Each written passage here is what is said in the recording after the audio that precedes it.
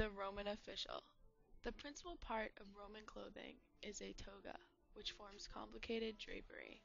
Togas were a privilege given to Roman citizens. A toga was much like a large sheet, which created a garment by being draped. The toga was made of wool, and its color was usually white. However, senators and high officials had a purple border on one edge.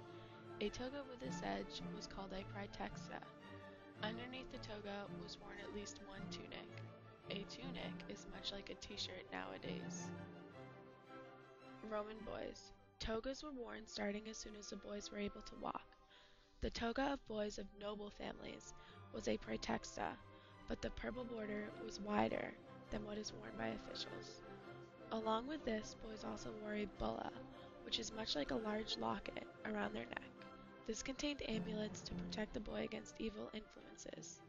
The praetexta and bulla were worn until the boy turned 16 or was out of school. A boy of the laboring class did not wear a toga, but instead just wore the tunic. Working men. Roman slaves normally just wore a tunic while at work, with no shoes. A free citizen probably owned a pair of shoes, but also wore the tunic. On cold and stormy days, both slaves and poor citizens had coarse woolen painulas resembling a cloak. Some freeborn citizens had a smaller and less elaborately draped toga than those who were more privileged.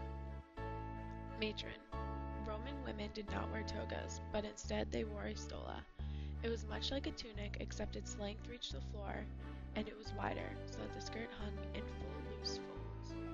It was made of wool, and in later times silk was sometimes used.